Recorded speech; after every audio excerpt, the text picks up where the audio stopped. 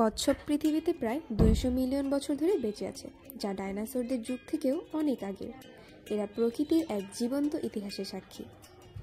কচ্ছপের সেলস প্রায় 60-এরও বেশি হাড় দিয়ে গঠিত, যা তাদের শরীরের এক অবিচ্ছেদ্য অংশ, যা কেবল সুরক্ষা প্রদান করে না, বরং তাদের শারীরিক গঠনের একটি বিস্ময়কর উদাহরণ। অনেক কচ্ছপ 100 বছর বা তারও বেশি বাঁচে। কিছু প্রজাতি এমনকি 150 থেকে 200 বছরও বাঁচতে পারে। তাদেরকে চিরস্থায়ী প্রাণী করে তোলা হয়। সমুদ্রের কচ্ছপেরা পৃথিবীর চৌম্বক ক্ষেত্র ব্যবহার করে হাজারো কিলোমিটার দূরত্ব অতিক্রম করে ঠিক একই উপকূলে ফিরে আসে। সেখানে তারা ডিম পাড়ে। কিছু প্রজাতির কচ্ছপ পানির নিচে দীর্ঘ সময় থাকতে পারে, কারণ এরা কলোয়াকের মাধ্যমে সীমিত পরিমাণে শ্বাস নিতে পারে। স্থলভিত্তিক কচ্ছপেরা ধীরে চলে, কিন্তু যখন পানিতে সাঁতার কাটে তখন তাদের গতি অনেক বেড়ে যায়।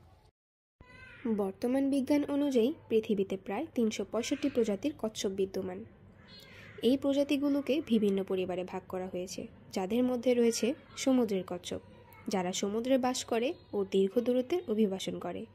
নদী ও জলের কচ্ছপ, যারা প্রধানত জল বা নদীতে পাওয়া যায়। স্থলভিত্তিক কচ্ছপ, যাদের জীবনধারা ভূমিতে বেশিরভাগ সময় কাটায়। গবেষণা ও নতুন আবিষ্কারের কারণে প্রজাতির সংখ্যা সামান্য পরিবর্তিত হতে পারে, তবে বর্তমানে মোট প্রজাতির সংখ্যা প্রায় 350 থেকে 360-এর মধ্যে ধরা হয়।